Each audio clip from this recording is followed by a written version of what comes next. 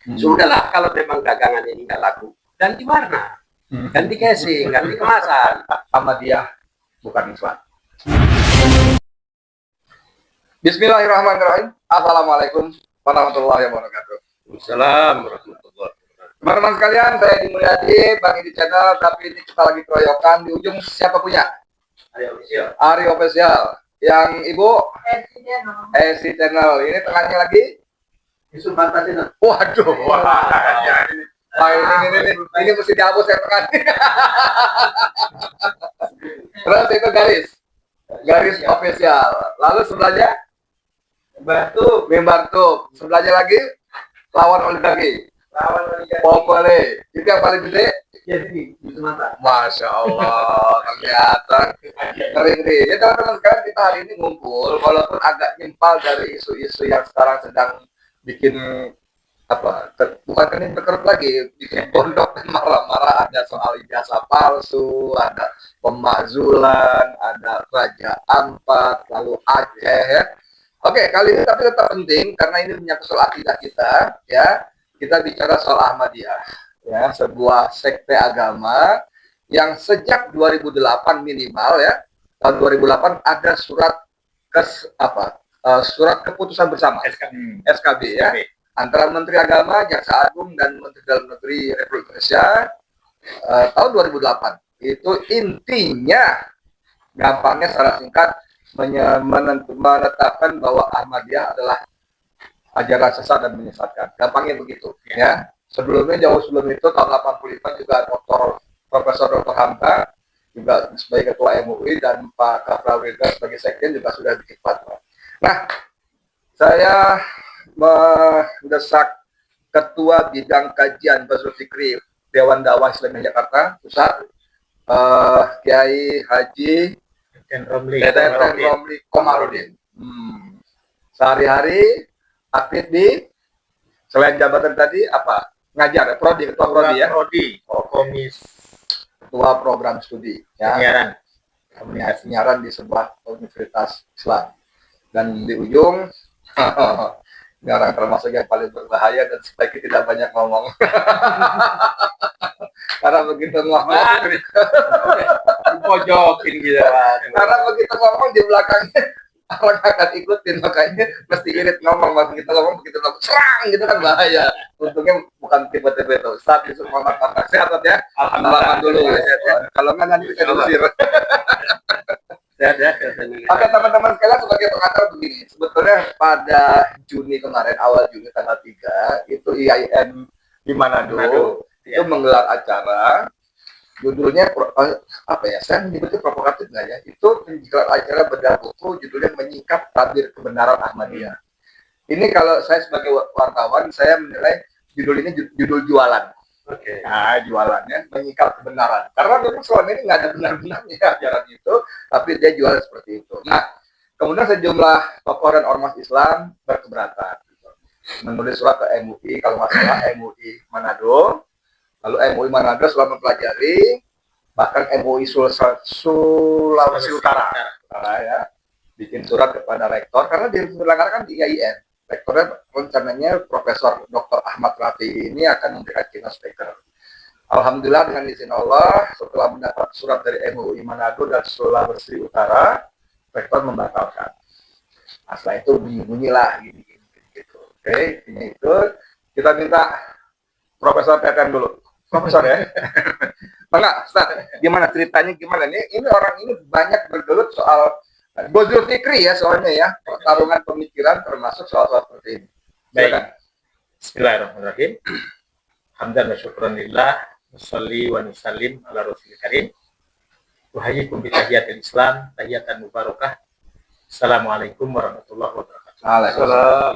Orang tua kami, Ustaz Yusuf Marta, dan abang kami, Abang Edi, yang sudah sangat populer ya dalam dunia media sosial kita. Minta diedit lagi gitu.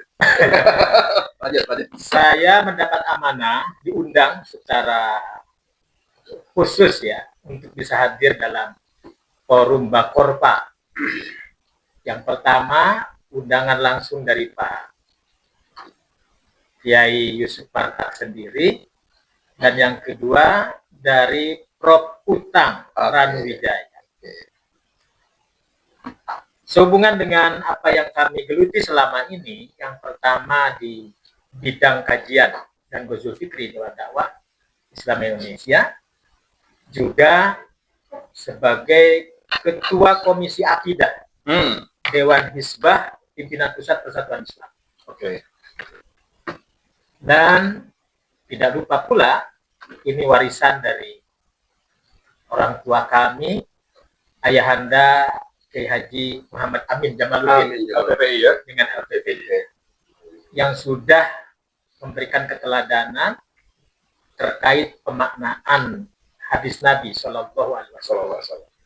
La tazalu ta'ifatun min ummati dohirina ala haq la yadurruhum man fadalahu hatta ya'tiyallahu bi amri. La tazalu ta'ifatun min ummati, bahwa dunia ini atau bumi ini tidak akan pernah sepi dari berbagai perhelatan. Namun di samping perhelatan akan ada ta'ifatun min ummati, sebagian dari golongan umatku yang zohirina ala haq, selalu mengibarkan al haq. La yadurruhum man hadalahu, tak peduli dengan siapa yang menggunjingnya. Hatta ya'tiyallahu bi amri, sampai Allah datangkan hari kiamat. Maka ayat ini menjadi dorongan, hadis ini menjadi dorongan kuat bahwa siapapun umat Muhammad Shallallahu Alaihi Wasallam punya kewajiban. LPPI itu apa ya? Lembaga Pengkajian dan Penelitian Islam. Dan ini merupakan lembaga yang recommended sejak Allah Yarham Dr. Muhammad Nasir agar lembaga ini betul-betul dipelihara. Begitu. Dan alhamdulillah sampai hari ini LPPI masih berjalan. Terkait bukan isu ya, fakta di lapangan, yakni hidup suburnya kembali paham-paham keagamaan wabil khusus Ahmadiyah. Kami sudah meresponnya dalam buku khusus, ini bukunya. Ahmadiyah di Indonesia, data dan fakta. Jadi kami tidak ingin berdusta, tetapi kami ingin menyajikan fakta. Bahwa dari perjalanan panjang sejak awal masuknya gerakan Ahmadiyah ke Indonesia, saya termasuk yang hadir mendapatkan perintah khusus dari Sekjen Dewan Dakwah Islam Indonesia Pusat, khususnya Al-Ustadz Haji Hussein Umar. Zaman itu ya. Waktu itu untuk bisa hadir bersama tokoh Ahmadiyah yang sudah keluar. Sudah. Ya. Isap, tobat. Ya, yang sudah bertobat, namanya Pak Ahmad Haryadi. Di mana Pak Ahmad Haryadi ini sama-sama kita tahu, kita bisa baca buku-bukunya, tidak kurang ada 3 buku yang populer di zamannya terkait mubahalah. Mubahalah dan penagihan janji Ahmad Haryadi sebagai mantan Ahmadiyah terhadap Khalifah Ahmadiyah keempat yang waktu itu datang ke Indonesia. Itu tepatnya di Hotel Regent. Pemimpin tertinggi disebut Khalifah. Ya, sekarang Khalifatul Masih. Ya. Jadi yang datang ke Jakarta disambut di Hotel Regent waktu itu zaman Ketua MPR Bapak Profesor Amin Rais. Atas undangan Amin Rais. Dulu makanya ininya. Nakal.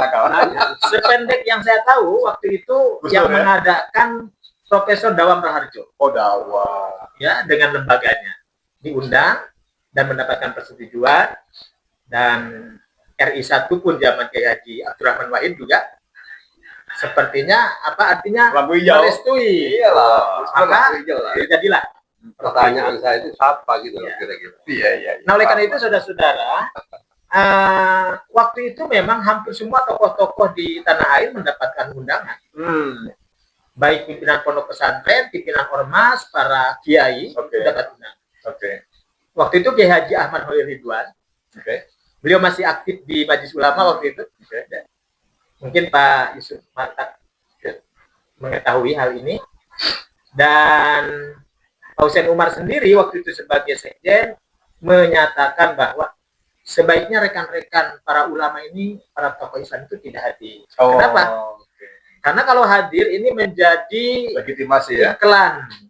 iklan gratis, menunjukkan kepada dunia bahwa ulama-ulama kita menerima kehadiran sebagai.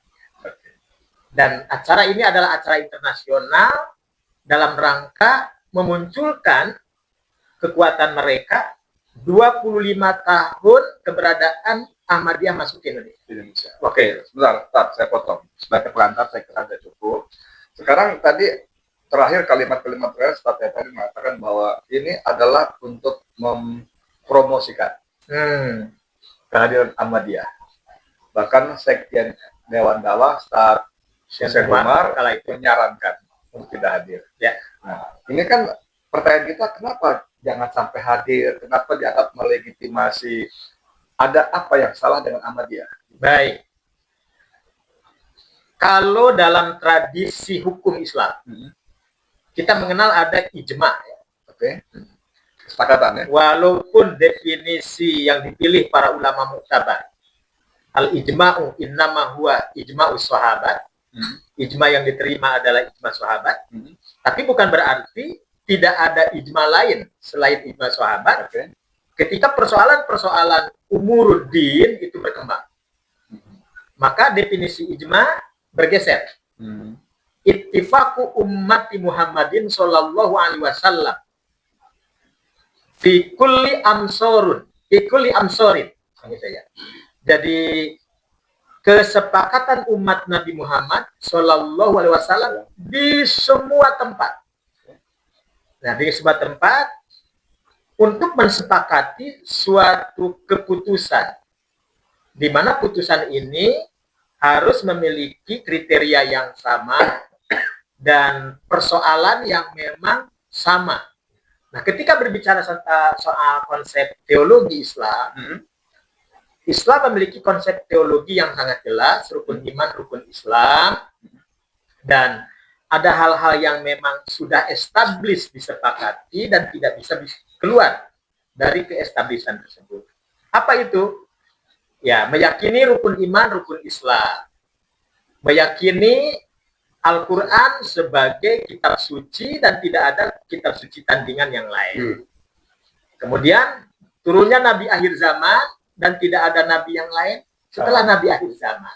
Ada khataman Nabi. Nah, jadi khatamun Nabiyyin merupakan sesuatu yang sangat prinsip dan tidak bisa diganggu juga. Ulama ittifaq, ulama sepakat dari zaman ke zaman. Okay. Baik. Jadi karena dalam ajaran penting Ahmadiyah itu masih mengakui ada Nabi lain setelah Nabi Muhammad SAW, maka di situ dianggap poin penistaan paling radikal, dan itu memang persoalan sangat serius. Oke, saya sekarang ke Ustaz Yusuf Martak dalam kapasitas sebagai Ketua Umum Bakorpa, Badan Koordinasi Penanggulangan Penodaan Agama. Ustaz Yusuf Martak melihat ini ada gejala-gejala ya.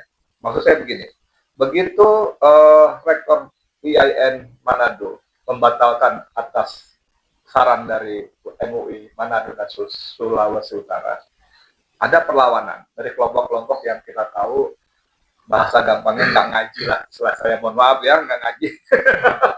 Kalau ngaji masih nggak begitu lah gitu kan ya. Nah ini kan ada perlawanan-perlawanan dan ini mendapat tempat, mendapat porsi yang lumayan bagus dari media kita, terutama media mainstream ini sebagai makanan yang bagus. Kalau saya melihat ini kan ada bukan sesuatu yang berjalan begitu rupa, tapi ada sebuah desain, ada sebuah upaya-upaya. Gimana sebagai Ketua Umum Bakorpas? Jadi begini, kita ini kan selalu jargon-jargon yang diangkat itu adalah kerukunan. Kerukunan antar umat beragama, kalau misalnya agama. Lalu urusan yang lain nanti ada lagi kerukunan antar bangsa. Sekarang pertanyaannya, kenapa tatkala kita berhadapan dengan agama lain, Nasrani, Katolik, dan lain sebagainya, kita tidak mempermasalahkan? Karena jelas keberadaannya dia adalah sebuah agama, bahkan lebih ekstrim dibanding katakan Ahmadiyah. Ahmadiyah cuma masih main di seolah-olah ada agama, ada nabi lain. Nah, kalau Masalahnya ada Tuhan lain makanya. jelas, Iya. Tuhannya lain, Iya.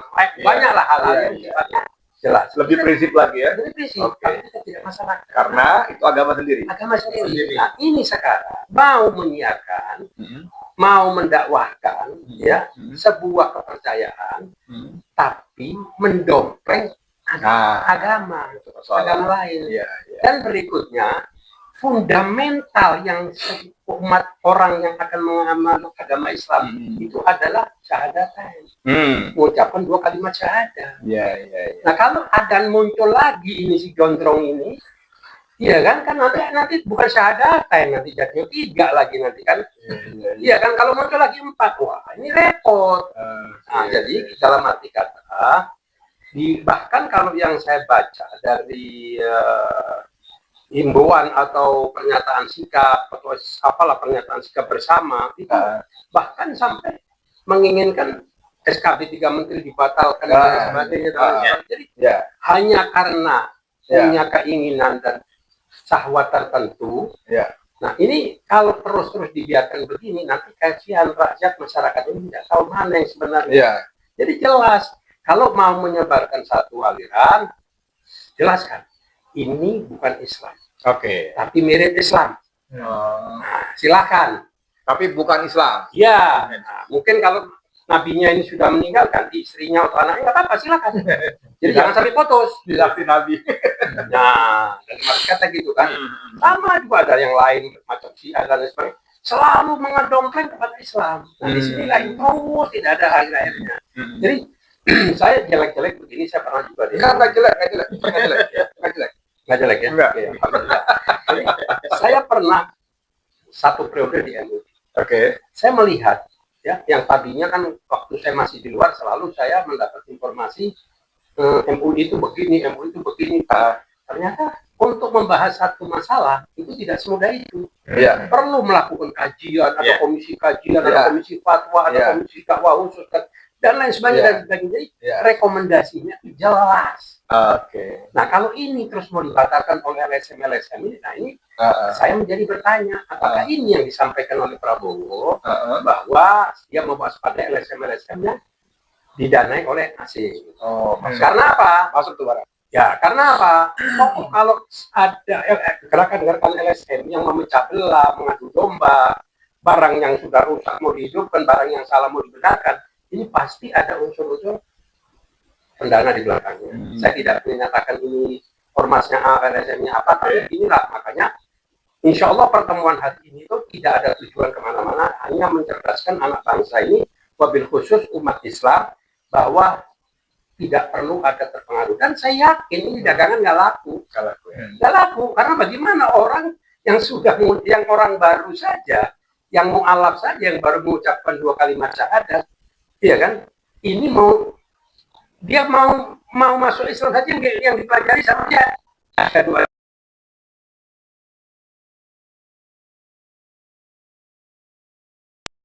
nanti dia. Tapi kalau yang sudah beragama Islam, ya saya pikir insya Allah tidak akan mudah terpengaruh. Oke. Menurut pendapat saya. Saya jadi kepikiran ketika Ustadz Yusuf Muhammad Martak mengatakan jangan-jangan ini salah satu yang dimaksud oleh Presiden Prabowo Subianto, ada kekuatan-kekuatan asing yang ingin memecah belah Indonesia. Bahwa Ustadz Yusuf Martak mengatakan ada sejumlah LSM yang didanai asing itu bukan isu. Itu benar, itu benar dan sudah terbukti lah banyak. Dan kalau kita buka yayasan macam Bloomberg, yayasan Amerika dalam macam itu ada daftarnya, dan mereka penerima dana itu ada. Kita bisa gampang dibuka, itu bukan rahasia. Masuk ke situsnya ketahuan donasi kemana-mana itu ada. Nah, sebagai yang Bakorpa yang memang menanggulangi penodaan penistaan agama ini, Ustadz Yusuf Martak melihat ini sebuah perjalanan yang mengalir gitu aja, atau memang diatur begitu rupa dengan tujuan-tujuan tertentu? Jadi gini, keberadaan Bakorpa itu tidak di dalam kapasitas menandingi, jawab-menjawab. Tapi selalu kita memberikan pemahaman, ya kan, atau kalau yang agak mereka salah, kita lakukan counter, karena semua ini ada dasarnya. Ya, contoh, misal tentang Ahmadiyah. Hmm. Ini dari mulai awal fatwa MUI tahun 2005. Terus keputusan bersama Menteri Agama, SKP 3 Menteri. Ya. Terus ada keputusan konferensi organisasi Islam sedunia. Ya, Robito Alamiah. Ya. Keputusan Munas Alim Ulama se-Indonesia tahun 1980. Yang berikutnya Muktamar kelima NU di Pekalongan. Iya. Tahun 1930 ya. 1930. Iya. Nah, terus berikutnya pada tanggal 15 Juli 1928 ini dari Muhammadiyah nih. Hof Bestur Muhammadiyah mengeluarkan deklarasi. Bahkan mengancam warga Muhammadiyah kalau terpengaruh dengan Ahmadiyah akan dikeluarkan dari organisasi. Nah, jadi sudah jelas. Jadi apalagi yang mau coba-coba disiasati. Sudahlah kalau memang dagangan ini nggak laku, ganti warna, ganti casing, ganti kemasan. Iya kan? Ganti kemasan. Kalau sudah ganti kemasan, ya silakan. Kita tidak dalam kapasitas untuk menyalah-nyalahkan atau menganggap mereka salah. Tapi kalau menganggap kita benar, inna dina indallahi Islam. Di mata Allah saja, Allah menyatakan bahwa agama itu hanya yang benar adalah Islam. Jadi ya itulah yang kita ini agar apa? Tidaklah terjadi terus menerus begini. Sedikit lagi. Jadi ada orang-orang yang menentang sikap semacam Ustaz Yusuf Martak, Ustaz Teten, dan para tadi komisioner besar tadi yang memvonis bahwa Ahmad adalah ajaran sesat dan menyesatkan. Bahkan Muhammadiyah jelaskan mengatakan kalau anggotanya terpengaruh terindikasi silakan keluar, gitu kan? Itu dianggap melanggar HAM, melanggar konstitusi kita pasal 28 yang memberikan kebebasan untuk meyakini beribadah dalam macam seperti semacam gimana komentar? Bagaimana dibilang itu harus dilindungi oleh kebebasan beragama atau Komnas HAM dan lain sebagainya? Loh, itu penistaan. Oh, dua barang yang berbeda ya? Penistaan. Menyatakan setelah Nabi Muhammad ada Rasul, ada Nabi lagi. Dan ini bagi masyarakat atau pemirsa saya mendengar ini semua pertemuan ini, diskusi ini, mungkin tadi saya hanya membacakan judul-judulnya. Silakan kalau memang mau mendapatkan secara detail ini apa. Nah, itu ada di press release-nya Pak Kota yang akan beredar hari ini, insya Allah. Bagus. Oke, saya kembali ke Sabtetan. Sabtetan, saya di tangan saya ada SKB 3 Menteri, Menteri Agama, Jaksa Agung, dan Mendagri ya tahun 2008. Ini ada poin kedua menarik nih, masuk barang yang seperti Ustaz Yusuf Martak sampaikan tadi, memberi peringatan dan memerintahkan kepada penganut anggota dan atau anggota pengurus Jamaat Ahmadiyah Indonesia (JAI) sepanjang mengaku beragama Islam, sepanjang mengaku beragama Islam, saya kasih garis merah. Untuk menghentikan penyebaran penafsiran kegiatan yang menyimpang dari pokok-pokok ajaran agama Islam, yaitu penyebaran paham yang mengakui adanya Nabi dan segala ajarannya setelah Nabi Muhammad SAW. Jadi ini juga sebenarnya SKB ini menurut saya cukup longgar ya. Anda silakan dengan itu asal tidak mengklaim bahwa Anda beragama Islam. Ini ajaran Islam. Gimana sebenarnya? Baik. Dalam kacamata hukum Islam, hadirnya kekuasaan dalam mengawasi lalu lintas ideologi yang berkembang. Terlebih, falsafah negara kita adalah menjunjung tinggi nilai-nilai ketuhanan yang Maha Esa dan Undang-Undang Dasar 45. Jadi melakukan satu semacam aturan, mengadakan semacam aturan yang melakukan pelarangan terhadap mereka untuk tidak menyebarkan, untuk tidak mempengaruhi orang banyak, atau mungkin memproklamirkan diri. Itu saya pikir sebagai bukti dalam kacamata hukum Islam itu sadud dariahnya. Apa itu? Sadud dariah itu artinya bentuk kewaspadaan. Bentuk kewaspadaan pemerintah kalau memang betul Anda menyatakan diri masih Muslim, masih umat Nabi Muhammad SAW, ya tinggalkan ajaran itu. Tinggalkan.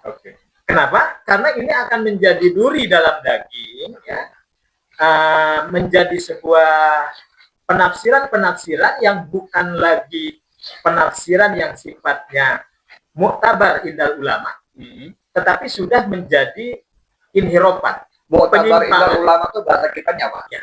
Muktabar Indal Ulama itu jumhur ulama. Kesepakatan ulama. Baik kalangan ulama klasik dari zaman sahabat, tabi'in atau ulama-ulama yang mengikutinya. Di kontemporer ya? Iya, termasuk ulama-ulama kontemporer yang mengacu kepada pandangan-pandangan ulama muktabar. Saya pikir apa yang disampaikan oleh Ustaz Yusuf Marta itu sudah sangat jelas. Majma' Fikih Islami, organisasi konferensi Islam. Memang betul, kalau mereka menyajikan isu hak asasi manusia, mengapa harus dilarang-larang? Ini adalah hak asasi manusia kami. Jangan salah, organisasi konferensi Islam pernah memprotes HAM PBB tahun 48, Declaration Human Rights ya. Tahun 1990 di kota Paris, diwakili oleh dunia Islam, pakar-pakar hukum internasional hadir, ya, dan menyatakan bahwa keberatan negara-negara Islam apabila HAM PBB ini diterapkan membabi buta secara liar tanpa memperdulikan budaya, agama, negeri tertentu yang menerapkan hukum-hukum tertentu yang tidak sesuai dengan kebebasan. Nah, oleh karena itu muncul apa yang disebut dengan hak asasi manusia partikular. Jadi HAM partikular inilah yang seringkali para praktisi hukum kita melupakan atau pura-pura lupa, gitu ya. Padahal ini sangat penting. Dan ini pula yang menjadi dalil kami di Dewan Dakwah Islam Indonesia, dan saya sebagai ketua komisi akidah Dewan Hizbah Iqtidah Pusat Persatuan Islam. Dari satu sisi dalil-dalil syar'i, hujah syar'iyah sudah cukup, dalil-dalil qanun, dalil-dalil hukum yang memang mendapatkan pelindungan negara sudah cukup. Tidak ada alasan mengakui mereka sebagai bagian dari Islam, tidak ada alasan.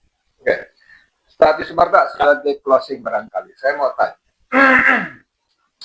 Walaupun Bakorpa ini kan dibuat untuk bukan untuk apa sih istilahnya, pokoknya untuk mengatasi lah penodaan penista. Tapi kan ini cuma sebuah organisasi yang nggak punya kekuatan eksekusi. Kata beliau tadi, tetap negara yang punya peran, ya, yang bikin.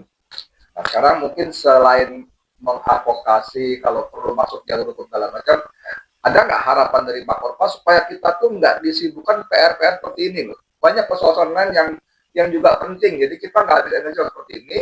Jadi pemerintah tuh mesti bagaimana? Kalau tegas-tegas seperti apa sehingga kita sudahlah. Ini memang bukan kalau mau begitu ya silakan, tapi jangan bawa Islam. Ada nggak harapan dari Bakorpa? Jadi gini. Tadi kan saya sudah menjelaskan bagaimana proses MUI tatkala mengambil keputusan.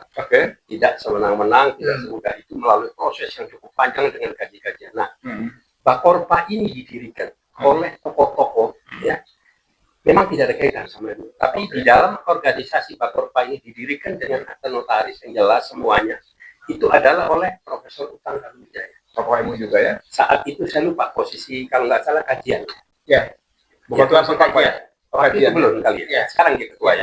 Sekarang kan ketua kajian khusus ya. Di atas ya. Di atas ya. Oke. Sekarang naik ya. Sederhananya. Di situ ada Profesor Muhammad Baru.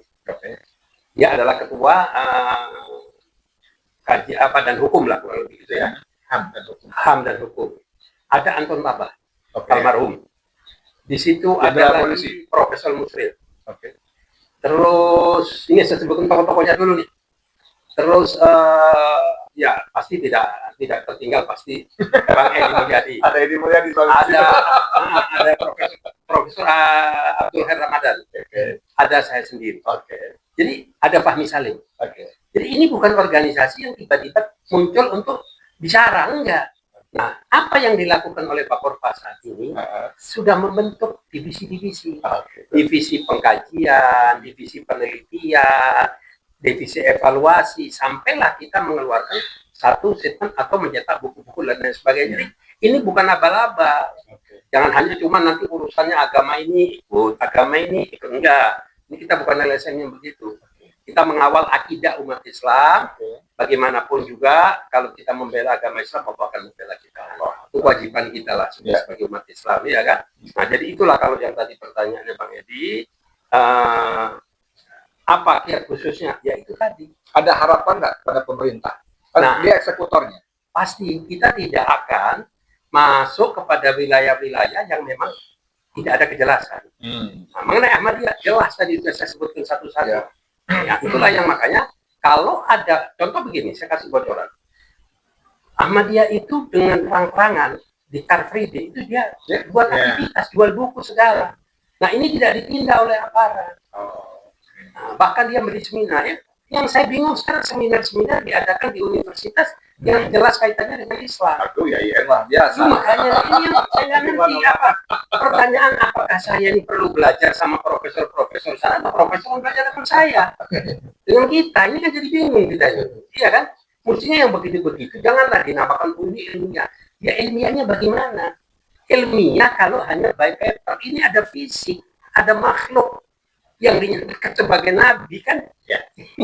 Ini makanya saya bilang ini masyarakat ini kasihan kalau menghadapi di saya potong ya, apakah SKB 3 Menteri yang tahun 2005 ini masih kurang cukup, artinya harus diterapkan di lapangan gitu kan. SKB-nya sudah bisa jadi landasan sebetulnya, tapi kan seperti tanda kutip ya mandul di lapangan. Gimana? Kalau tidak salah, saya mungkin lupa atau kalau tidak salah di dalam SKB itu masyarakat berhak laporan. Oh, kalau ada pelanggaran, kalau tidak salah.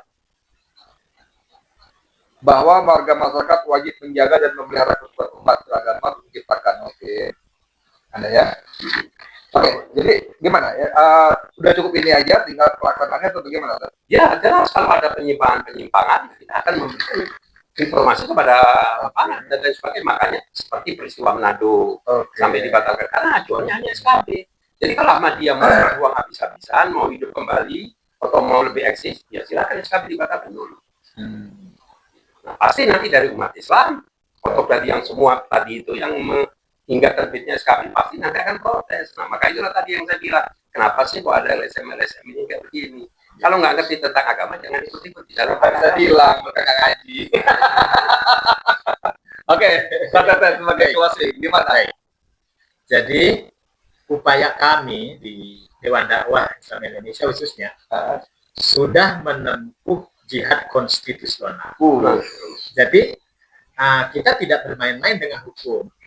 Kita sangat menghargai hukum dan kita sangat menghargai bahwa Negara Kesatuan Republik Indonesia itu tidak serta-merta didirikan begitu saja. Yaitu perjuangan musi integral yang kita bina bersama itu kan bukan main-main, sesuatu yang harus kita pelihara. Maka perjuangan ideologi pun kita menempuhnya jalur hukum. Ketika mereka mencoba untuk menggoyang, melakukan pergeseran tafsir Undang-Undang Nomor 1 Tahun 65 terkait penodaan agama, yang mereka merasa keberatan, bukan hanya Ahmadiyah, ternyata yang di belakangnya banyak gitu ya. Dan mereka mengundang ahli-ahli dari berbagai disiplin ilmu yang bisa menguatkan sebagai pihak pemohon. Kami sebagai pihak terkait juga menyiapkan juga sebagai bantahan, sebagai argumen hukum bersama aliansi hukum ya advokat muslim yang di bawah pimpinan Pak Abdullah Al-Katiri. Oke. Ya ini bareng-bareng 15 kali persidangan waktu itu tahun 2018 di MK dan saya ikut juga menulis naskah pembelaannya, nanti bisa dibaca tulisan saya judulnya Khotamun Nabiyyin. Ya, Khotamun Nabiyyin. Apa di sini? Nah, di sini tulis nih ada Khotamun Nabiyyin, keimanan yang terus digugat. Oke. Khotamun Nabiyyin, keimanan yang terus digugat. Alamat. Ini pengantar saya di buku Lembaga Pengkajian Penelitian Islam. Ini bisa dibaca dan ini sangat lengkap, termasuk siapa-siapa saja di antara kaum akademis hari ini yang melakukan pembelaan dengan alasan siapapun yang masih membicarakan Ahmadiyah itu di luar Islam ketinggalan lah, kurang baca lah, kurang piknik lah, kurang apalah. Saya pikir ini siapa yang kurang piknik, siapa yang kurang literasi. Saya pikir silahkan. Kami sudah menyusun buku ini, mungkin bisa dijadikan pertimbangan. Ya, jadi ini Ahmadiyah di Indonesia, data dan fakta. Oke. Bahkan untuk mengetahui bagaimana sejarah awal bisa masuknya, kita juga menuliskan di sini ada sejarawan muda nih, dari Persatuan Islam juga, Tiar Anwar Oh Bahtiar. iya. Nah, juga memberikan beberapa pandangan. Sejak kapan Ahmadiyah disesatkan dan disurutkan oleh MUI ya? Ya, betul. Tertulis juga. Cukup? Ya, cukup. Oke. Teman-teman sekalian, saya kira obrolan kita sudah mengerucut dan sering kelompok sebelah sana yang nggak ngaji atau minimal kurang ngaji itu sering menjadikan HAM, kebebasan berkeyakinan, berpendapat sebagai landasan untuk sak mau-maunya, ya kan? Tadi Safi Sumata mengatakan, iya, nggak apa-apa kalau kalian memang bukan Islam. Kita nggak ganggu-ganggu. Jangan kan cuma mengaku ada Nabi selain Nabi Muhammad. Ada Tuhan lain selain Allah juga silakan saja. Bahkan Nabi kita dibilang Tuhan nggak apa-apa, asal bukan agama kita kan, Iya, kan? Karena kan gitu kan, masalahnya kan begitu. Nah, saya ingin sebagai penutup, saya ingin lagi mengutip dalam poin menimbang dari SKB 3 Menteri ini, ya dalam menjalankan hak dan kebebasannya, kata di sini, ya, dalam pertimbangannya, dalam menjalankan hak dan kebebasannya, setiap orang wajib menghormati hak asasi orang lain dalam tertib kehidupan bermasyarakat, bangsa dan bernegara, serta tunduk pada pembatasan yang ditetapkan dengan undang-undang. Jadi kebebasan kita dibatasi oleh kebebasan orang lain. Jangan sampai kayak Charlie Hebdo kan di Prancis kan bikin bolak-balik tabloid itu kartunnya Nabi bolak-balik walaupun udah segala macam dalilkan kebebasan berpendapat. Kita bukan seperti itu. Mudah-mudahan bermanfaat dan seperti dalam thumbnail saya, Ahmadiyah bukan Islam. That's point. Ya. Saya Dimnadi. Assalamualaikum warahmatullahi wabarakatuh. Assalamualaikum warahmatullahi wabarakatuh. Terima kasih. Terima kasih.